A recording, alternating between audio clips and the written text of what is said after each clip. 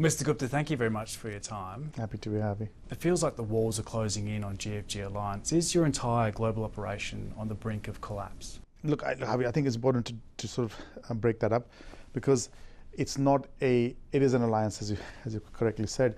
It's each part of the family's holdings are separately structured and separately held, and there are different levels of issues or stresses in different places. Australia, by and large, well, Australia is, first of all, overall is profitable. In terms of what's happening in other parts of the alliance, in terms of UK and Europe, that is overall, it's the most stressful part of the industry. Europe is facing a perfect storm. You made a presentation to South Australia's cabinet yesterday. Did you ask for a taxpayer-funded rescue? No.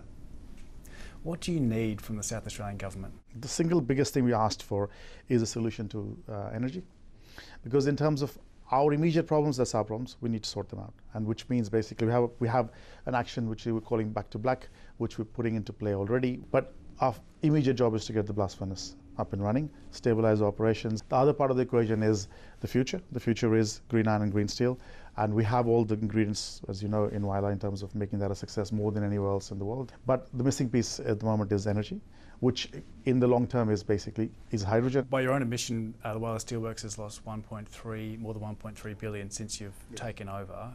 You've cut back on contract work, on maintenance work. We're hearing stories of not able to restock toilet paper, and yet you're promising the world a more than $1 billion transition to making green steel. Why should anyone believe you? So again, I think I want to separate the short term and the vision, or the green steel plans, right? They're two separate things. We need to fix today's problems. Today's problems is the losses which the business is incurring. The point about talking about the losses is not because I'm proud of those losses. We need to stem those losses, but it's the fact that the commitment is absolute. We have a pathway to go back to black, and that's what we need to do. That is very separate from our long-term vision of building a green iron and green steel plant. The best place of doing it is Whyalla.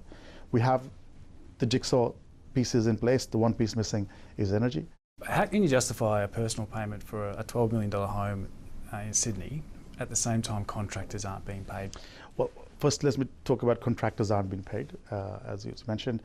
First of all, for a long time the companies had a policy that the Whyalla contractors Whyalla supply chain is prioritized. So by and large, actually the issue is not that they're not being paid, the issue is there's been a lack of work. My commitment to Whyalla does not get impacted by purchasing an apartment in Sydney. You were heralded when you arrived in Whyalla as a saviour.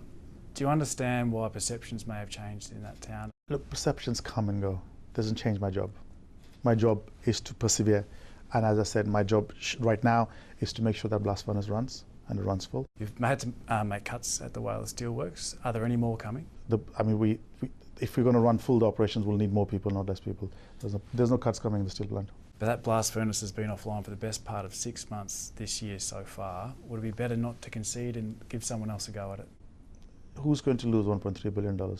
I mean, I'm not trying to claim that as a claim of fame. I think it is tragedy, and we need to fix it, and we're fixing it. The right path for most shareholders would be to do what Tata's doing, to shut down and save money and build the arc furnace. That's not my path, and we will stick to our path. Thank you very much for your time. Thank you, mate.